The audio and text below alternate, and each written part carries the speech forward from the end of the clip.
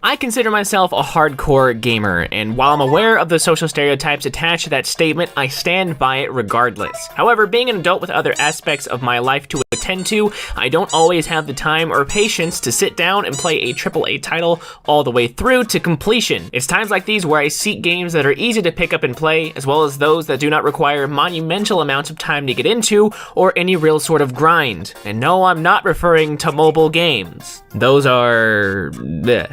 Anyway, today's video will be the start of a new series called Pick Up and Play, where I'll be covering a bunch of one-shot games that are either worth playing or worth talking about, in a positive or negative sense. Anyway, I hope you enjoy, and let's start off by talking about a game that I recently completed called Whipped and Steamy. So Whipped and Steamy is a game created by Whales and Games, a studio that I've had my eye on for some time, ever since I played their game Petty Puny Planet some time ago. Whipped and Steamy follows the main character, Kathy, as she seeks a job to help pay off her student loans. She stumbles across the Whipped and Steamy Cafe, a cafe that specializes in providing an environment for cosplayers to hone and enjoy their craft in peace. The manager, Mr. Wolfman, apparently, hires Kathy on the spot as the restaurant is understaffed and peak season is on the way. It's up to Kathy, and by extension the player, to prove to Mr. Wolfman that you're qualified enough to run the establishment as manager over a trial period of 14 days. The meat and potatoes of the gameplay is essentially preparing for each day by choosing which drink and snack items to serve, as well as which various decorations to put up around the store to attract different customers. Certain events will occur each day that shake things up, and the audience that arrives is even influenced by what your store had been offering the previous day. There are 4 demographics to watch out for, those being non-cosplayers who are just regular everyday people,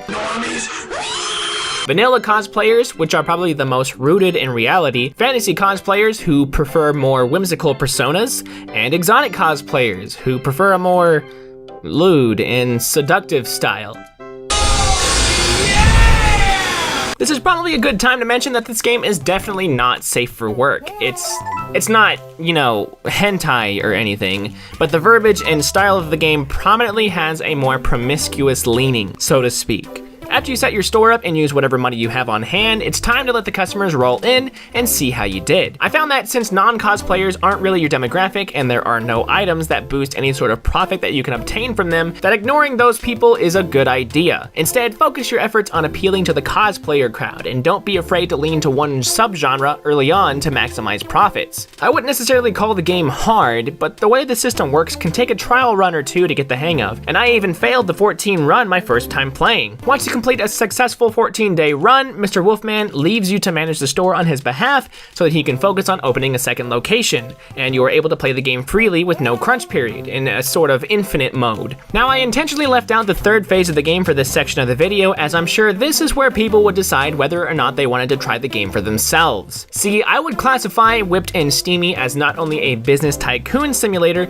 but also a visual novel. See, at the 3rd phase of each day, if you've attracted the right crowd, a certain high-profile cosplayer will partake in your accommodations, and you'll be able to have a couple conversations with them. While there's no real choices involved, the dialogue between Kathy and these individuals is where the game really shines, in my opinion. See, Kathy is an engineering major, and her interests are mainly based around machines and the like. Working in a cafe frequented by people who are interested in things she hasn't even the faintest clue about, and seeing her try her best to meet them on their own turf is a really funny and endearing way to make me like your character. She is absolutely not a blank slate, and you'll come to find that each of the characters you meet have personalities, troubles, and aspirations of their own. While you may see an attractive bunny girl who provides an air of confidence that seems completely effortless, you'll find that under the mask is quite a different story. There are 6 unique cosplayers in total, and building relationships with them not only draw a bigger crowd due to the following that these people have, but allows you to foster deeper bonds and familiarity with them, which is honestly something I wasn't expecting from a game like this. I was expecting something similar to Sort the Court or Hunipop in terms of content, but what I got was a visual novel with loads of effort and quality writing that kept me entertained for an entire evening. Now I kinda like to point out things about the game that I really liked. First, as I'm sure you've noticed from the footage I've been showing,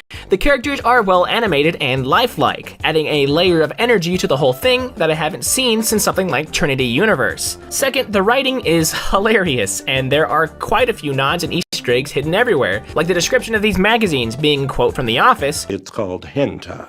and its art. Or the Dapper Tea, which is a reference to one of Whales and Games' mascots. Thirdly, I'm sure many regular people wouldn't understand most of the kinky terms that these people use, and Caffey is definitely the same way. Well, the game's got you covered. See, every time a special term is used, it is logged in your glossary with an in-depth explanation as to what it's referring to. Heck, I didn't even know why Hunipop's developers were called Hunipot until I learned the term honeypot, which refers to the seduction of enemy spies and converting them to allies. Next is just the attention to detail.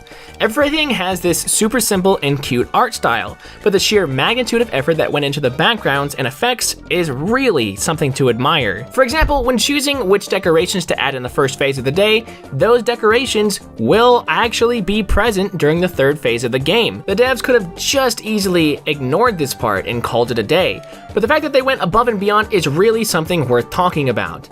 So yeah, that's Whipped and Steamy. If you're interested in a short visual novel that's got a lot to offer, then this will definitely satisfy you. If you're looking for a sort of challenging business simulator, then it's probably good for a round or two. I certainly enjoyed my time playing, and I'm excited to see what Whales and Games has in store next. They have quite a few other games on their itch.io page, so if you found this game interesting, I'd really recommend heading over there and checking out their other stuff. I'll link it in the description below. And there you have it. If you enjoyed the video, then if you could, like the video to help others see and get my videos promoted more here on YouTube. Subscribe if you're new and hit that little bell to never be notified as to when I upload. And if you played the game or have one to recommend to me, leave a comment in the comment section below. Follow me on Twitter and my personal Discord.